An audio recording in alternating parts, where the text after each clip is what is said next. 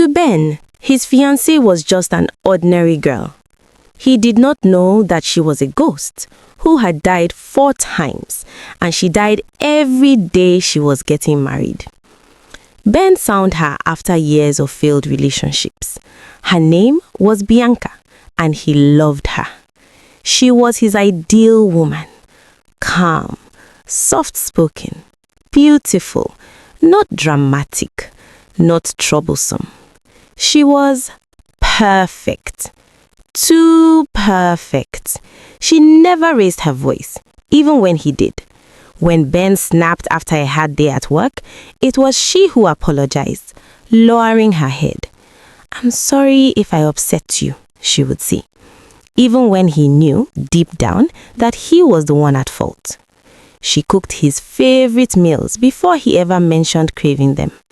Sometimes she finished his sentences, not occasionally, not accidentally, consistently. Ben would start a thought and she would gently complete it, word for word, like she'd been sitting inside his mind. At first, it felt romantic, like destiny, like God had handcrafted her specifically for him. He told his friends proudly, "This one is my answered prayer." She told him she was an orphan. Both parents gone, no siblings, no extended family she could trace. "I don't have anyone," she said once, holding his hands. "Please, trust me." And he did. He even insisted on visiting the orphanage she claimed to have grown up in. Drove across town with excitement bubbling in his chest, imagining the joy of reconnecting her with familiar faces. But the orphanage had closed. The building stood abandoned, windows broken, signboard rusted and crooked like a bad memory. Neighbors claimed it had shut down years ago. No records, no caretakers. Strange, yes, but life was messy. Nigeria was messier. Ben shrugged it off. Then, strange things started happening. She sang the same tune every night before sleeping. One afternoon, when visiting a friend who worked as a mortuary attendant, he played the same song that she always sang. Ben froze. When he asked where it came from, his friend laughed. "Ah, mortuary music. They always play it here. Old song." Ben laughed too, but uneasily. The next time they argued over something small, something stupid, the wall clock in their sitting room stopped exactly at 3:17 a.m. The silence that followed felt heavy, unnatural. When the argument ended and she looked down sadly, apologizing again, the clock ticked back to life. Ben told himself it was coincidence. At night, she slept upwards, not on her side, not curled, straight, rigid, facing the ceiling, hands folded gently on her stomach, like a corpse prepared for burial. She avoided mirrors, walked past reflective surfaces without glancing. When he teased her about it, she laughed softly and said she didn't like how she looked. She avoided gatherings, weddings, naming ceremonies, funerals especially. Always an excuse, always a headache, always that gentle sadness that made Ben feel cruel for insisting. The first time someone else reacted to her presence, everything changed. Ben's friend, Mr. Daike, an outspoken man who feared nothing, froze the moment he saw her. He staggered backward, eyes widening, mouth trembling. "There's something wrong," the man whispered. "Something dark." That night, Ben confronted her. She cried, not loudly, not dramatically, just tears sliding down silently, shoulders shaking as she clung to him. "Why does everyone leave me?" she asked. And Ben, once again, felt like a monster. He apologized for not trusting her and moved on. He planned the wedding. She won over his family effortlessly. His mother adored her humility, his sisters praised her cooking, even his skeptical uncle nodded approvingly. She is a good woman, they said. And everything was fine until Ben went to visit the house of the same friend with his marriage card inviting him for the wedding. When he showed her his picture, his wife screamed. "I've seen her before," the woman whispered, trembling, "in the mortuary. She walked there once, years ago. She died on her wedding day. The husband collapsed and died too. When the family came to take her body, her space was empty. No corpse, no records, nothing. Like she never existed. It happened 5 years ago." At first, Ben refused to believe it. When he asked her directly to show him her family and she refused, that was when his suspicion began to grow. One night, after making love, Ben held her tightly, refused to release her, wrapped around her like a shield. When he woke, her eyes were open, wide, white, unblinking. He jumped. So did she. "I had a nightmare," she said quickly, burying her face into his chest. But fear had already entered him. He noticed more things. Her reflection lagged. Her pulse stopped when she slept. Her skin stayed cold, even under harsh Nigerian heat. His friend's wife advised him to prepare food and put alligator pepper, that it drove spirits, together with alcohol. "Make hot drinks," she said. "Add alligator pepper. It drives spirits away." He did. She ate, then choked. Her face turned red. He did not get the reaction he was expecting. It felt like she was going to die.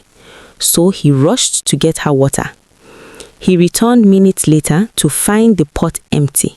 Scraped clean, not a grain of rice remained. She sat on the couch, humming that mortuary song, her face serene. The pot had contained enough food for 3 people. No human could have consumed it all in 20 minutes. No living throat could have swallowed what had made her choke moments before.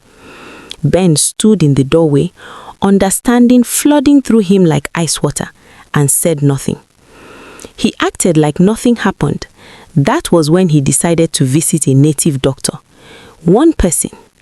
He went to a native doctor, showed the picture. The man laughed bitterly. He said, "This woman has been 28 years old for 50 years. She is trapped in a circle of her own death. Every time she marries, the husband dies on the wedding day.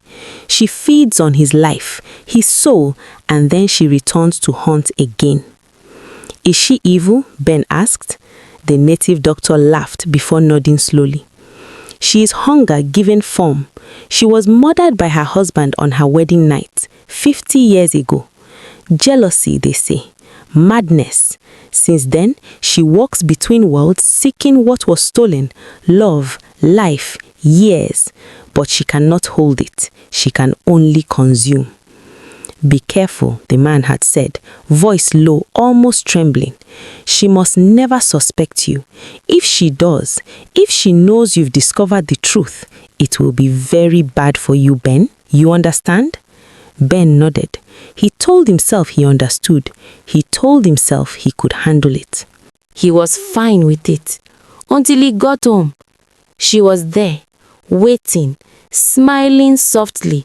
She hugged him as though nothing had happened, as though the very conversation with the native doctor had been a figment of his imagination. She carried a plate of jollof rice, steaming, fragrant. The aroma should have comforted him. It did not. As he ate, he felt her eyes on him, unblinking, piercing, cold. "You didn't go to work today, Ben?"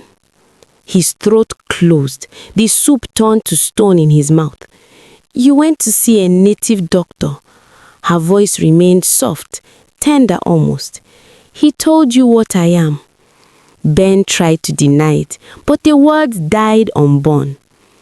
"I always knew," she continued, standing now, her shadow stretching across the wall in ways that defied the lamp's position. "Do you remember where we met? That dark street in Yaba. What were you doing there so late, Ben? And what was I doing, standing beneath a blight, waiting? The temperature dropped.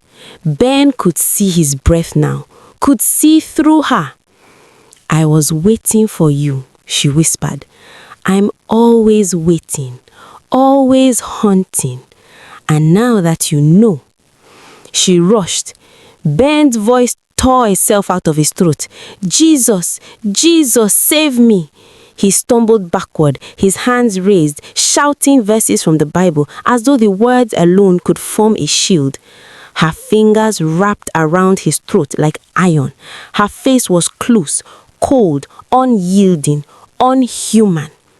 He continued quoting scripture, each word heavier than the last, but her strength was unnatural. The world blurred, air left his lungs, and then blackness. When he woke, he was not in his home. He was lying on the floor of his friend's house, drenched in sweat, body aching as if he had run a marathon. His hands shook violently. His reflection in the mirror across the room startled him, hollow-eyed, gaunt, almost unrecognizable. For days, he wandered like a ghost himself. His mind replayed the attack over and over. He questioned his sanity. He cursed himself for loving her, for letting himself be vulnerable, for believing in perfection. And then the news came. They reported her missing. A young woman seen boarding a flight, the anchor said, voice careful, clinical. She claimed she was traveling abroad. Authorities attempted to verify her passport, denied, but she still managed to board the plane. Ben's chest tightened. The CCTV footage was released. She climbed down the plane stairs like any normal passenger, but she never reached the car park. She simply vanished. Reports started trickling in. Names, faces, men who had known her, men who had loved her, men who had disappeared under strange circumstances. She had killed before, many times, and she would kill again. Ben's hand shook uncontrollably.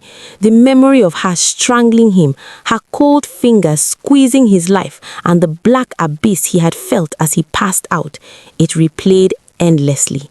He could never marry again. Never trust anyone again. Every shadow made him flinch. Every reflection made him hesitate. Every woman he saw in the streets, he saw her. And deep down, he knew she was still out there, waiting, smiling, haunting. Ben had survived her once, but he had learned the cruelest lesson of all. Some love stories do not end in happiness. Some do not even end in life. Some are only beginnings of terror.